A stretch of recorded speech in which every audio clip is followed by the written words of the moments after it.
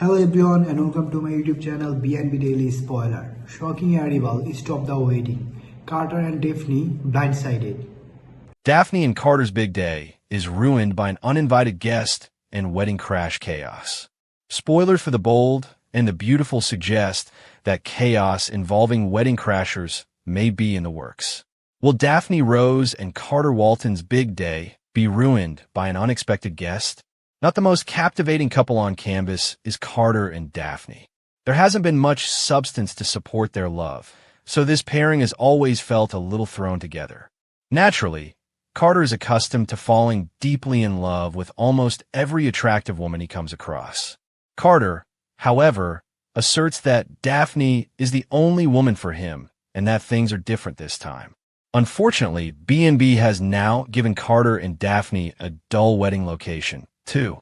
Fans already frequently see that set, so it is disappointing that Carter proposed getting married in the Forrester showroom. Although the choice has been made, it would have been nice if the show had presented a more interesting wedding location. Fortunately, there is still potential for drama to occur during the actual ceremony. For Carter and Daphne, everything seems a bit too simple in terms of the promising future they envision. Some obstacles are going to land in Daphne and Carter's way sooner or later, so maybe the trouble could start with a wedding crasher.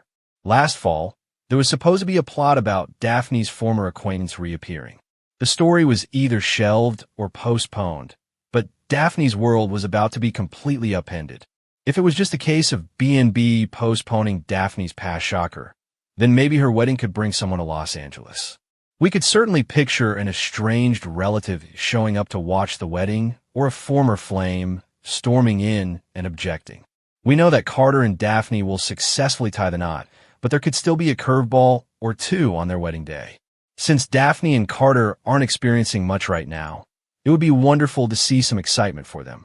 Carter and Daphne's relationship will be put to the test in the future because there are hints that they may also have infertility problems. According to spoilers for the bold and the beautiful, Daphne and Carter will have some unpleasant surprises, so we'll keep you informed of any terrible developments. Carter Walton's choice of the Forrester showroom as his wedding location is the epitome of B&B affordability. Peak B&B cheapness. Steffi spat into the phone before she'd even heard the rest. It was a phrase that could be heard shouted in South Bay living rooms, whispered over sewing machines, and heard in LaSalle hallways. Booking the showroom seemed like showmanship to many, but it also smacked of frugal spectacle to others. Carter saw it as something completely different. Carter had fallen in love with Quinn because she was a steady, outrageous woman who could order a rose tied to a pocket square with deadly efficiency and captivate a room just by passing through it. Instead of a production designed to win over critics, she deserved something that fit her heart. He had seen the crisp lines and the hum of creation as he strolled across the Forrester floor. He had considered the innumerable gowns that started and ended there, the tiny miracles that occurred every day amid fabric bolts and pencil scratches on tissue. He decided that intimacy and history were more important than ostentation after thinking about Quinn, the woman who had once dared to try on a dress that flattered her like an inside joke. If you want to make people talk, marry in the middle of a fashion show.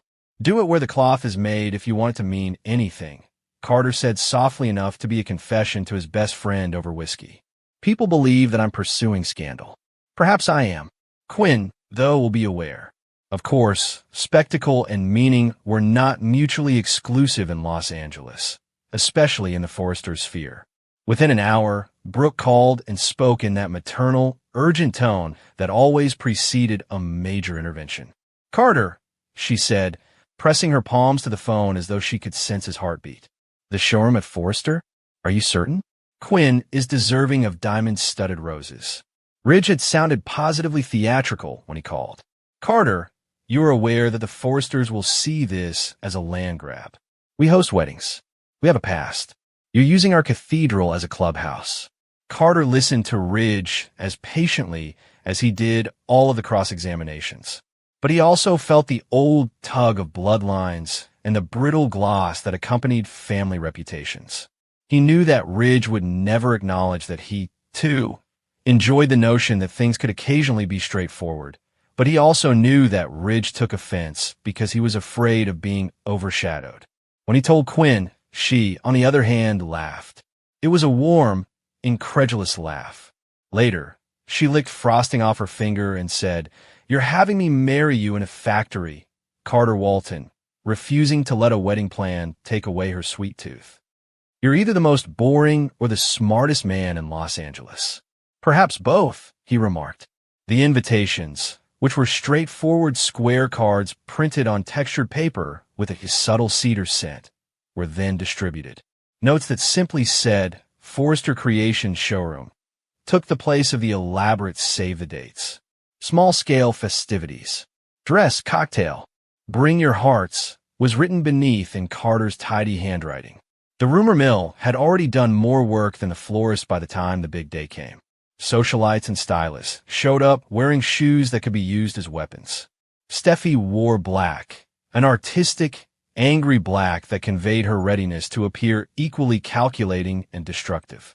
Ridge, a man who wanted to make sure his family's chapel remained unaffected by a man with a sheriff's badge and a propensity to do things on his own terms, hovered around the salon's edges. White linens, low-lying lanterns, and bouquets with a garden rain scent had softened the showroom itself.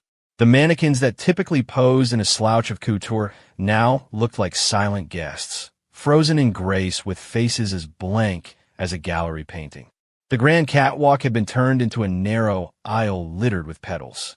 Under the chrome and crystal, people gossiped. They discussed expenses, peacock moves, and how Carter must be saving or spending money in ways that would later require invoices and suspicion. Then Quinn emerged, wearing a gown that no one could claim to be underdressed, a design that appeared to have been conjured up between midnight truths and made-up coffee. She entered the room with the demeanor of a woman who both anticipated and possessed the ability to control drama.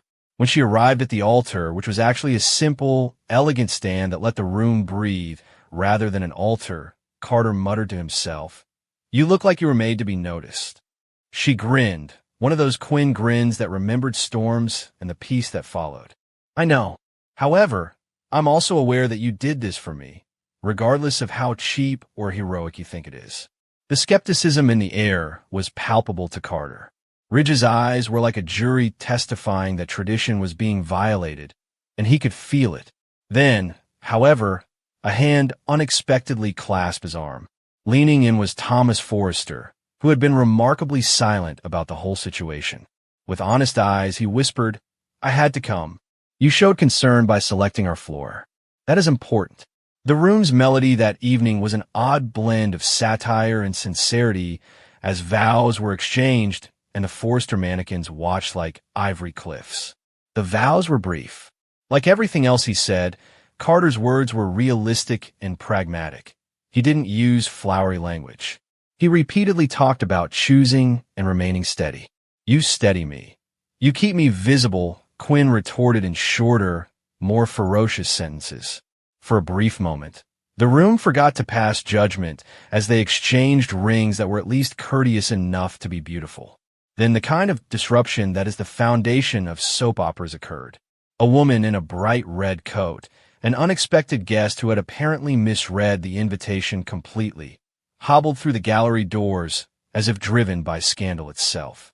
She was Darcy Matthews, a name that meant a particular type of trouble to those who kept track.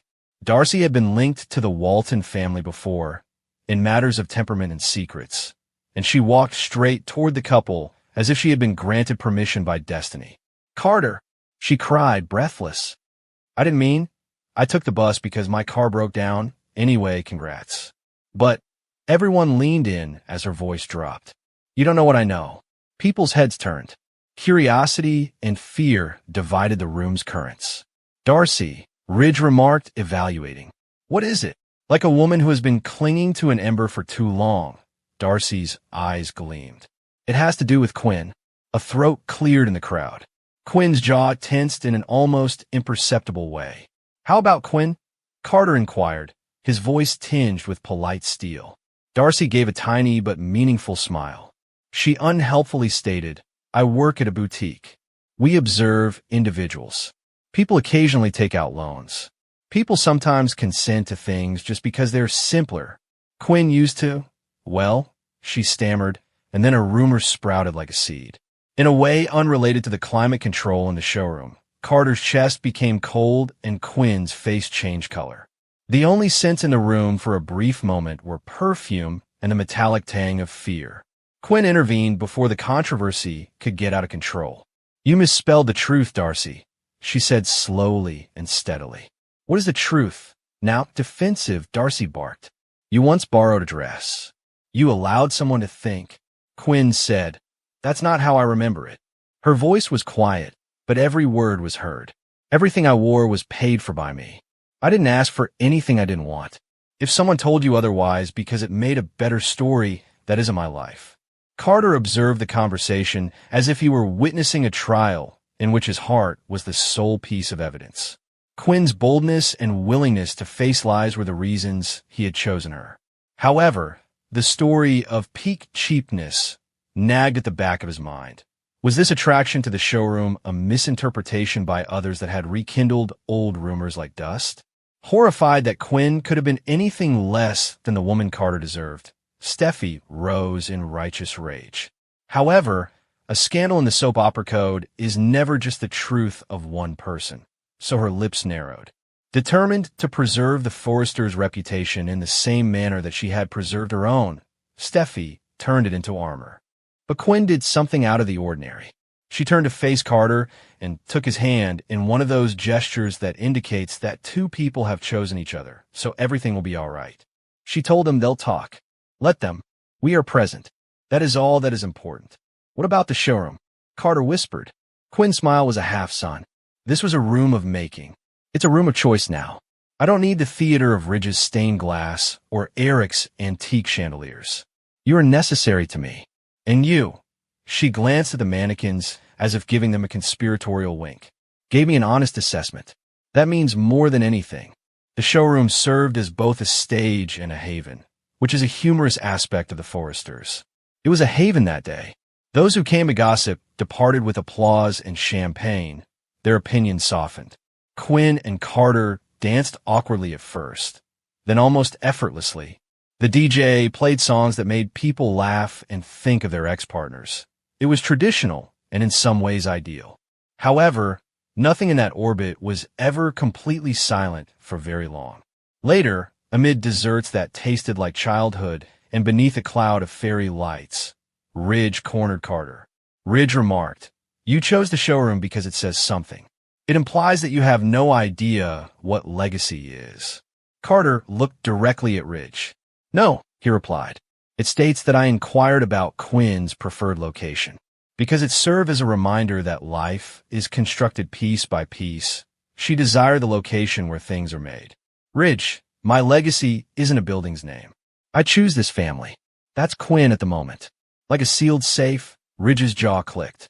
Ridge loves to argue, so he was about to start, but something had changed in the room.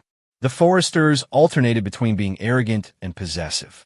However, they also understood craftsmanship and the perseverance required to create something lovely. And by selecting their floor, Carter had quietly and strangely praised the very thing that Ridge revered. Strangely enough, a lot of the poison was neutralized by that compliment. People had their opinions, some courteous, some cruel, but in the world of soap operas, festivals frequently feature a wave of repentance. Even Darcy apologized by the time Carter and Quinn cut the cake, shedding a lot of tears and giving half-truth, half-embellishment explanations. It turned out that rumors could be smoothed out with the right hand, just like pleats in a dress. However, irony is a devoted ally of the dramatic. A small, unexpected surprise occurred as the evening came to an end and the last of the guests hung their coats. Quinn discovered Ridge standing by a half-sewn garment by himself, gazing at a design he had stored away years earlier. He was facing away from the couple in the room, but his shoulders softened as she got closer. "I was mistaken," he said in a tone that was more confessional than conversational. He pointed to the room, where the mannequins stood as composed observers. "This feels right." With the loving boldness she'd always possessed, Quinn reached for the sleeve of his suit. She remarked, You'll always be Ridge Forrester. And that's not a negative thing. The closest Ridge ever came to a blessing was when he said, "You too, Quinn." It fell to the ground like a sample of fabric. It was tiny but truthful. The showroom reverted to its original function as a cradle of design, awaiting new clothing and new tales, when visitors eventually left into the gentle Los Angeles night. With their hands clasped together, Carter and Quinn remained behind, observing the mannequins repositioning themselves in the fading light as though to make room for the recollection of what had just transpired. "You were correct," Quinn finally muttered. "It was the ideal location." Carter remarked, half smiling. "No one has to know why I picked it." "Yes," Quinn answered, "and that's sufficient." Gossip columns enjoyed themselves in the weeks that followed. There were images, opinions with scant evidence, and a dozen hot takes on whether Carter had been shrewd or cheap. Naturally, the Forresters used their eyebrows to write essays. The most surprising commentary, however, came from a small local lifestyle magazine that described the wedding as a sly, intimate rebellion against spectacle, and quoted an unnamed guest who had stated, "Sometimes the most glamorous thing you can do is be honest." As Carter read that line, he was reminded of the mannequins, the cloth bolts, and the tiny, delicate stitches that held everything together. He thought of Quinn's laugh and the way she'd stood by him in the showroom when a woman in red tried to give him a scandal for free. People had complained about peak B&B cheapness, perhaps for a few people. However, it had been ideal for Carter in that instant and in the quiet that followed their mornings together. Later on, disagreements would arise. There would be adjustments to their new life as a married couple. Like any stitched fabric, it would need care. Carter understood, however, that marriage had nothing to do with venue costs. It was about deciding who would be by your side when a zipper stuck and the pattern didn't match, as well as where you would spend your mornings. For him, the Forrester showroom had become a place of creation rather than spectacle. It had been a quiet rebellion that declared, "We will build our life where work happens, where people create and recreate themselves." It was an act of boldness disguised as thrift. The echoes of that night were, of course, everything in the world of the bold and the beautiful. They reverberated through hearts and runways and eventually came back. Carter had chosen a location that sparked conversation. Let them talk. Ultimately, Quinn felt the tremor of contentment as he brewed coffee with determined concentration while sitting on his porch as the sun rose. Quinn winked as he handed him his cup. "When is the honeymoon, then?" Only a man wearing a new ring could smile like Carter. "Soon," he replied, "and it will be the right location wherever it is." The spotless and bustling Forrester showroom returned to its creative rhythm. Carter and Quinn had made a name for themselves somewhere between the gossip and the seams, between the blessings and the accusations. It was up to them, not the town, to decide whether it was brave or cheap. For that night, and the mornings that followed, the story was just theirs, but in the true soap opera tradition, it would blend into other stories, whispered into earshot at soirees, remembered in half-loved anecdotes.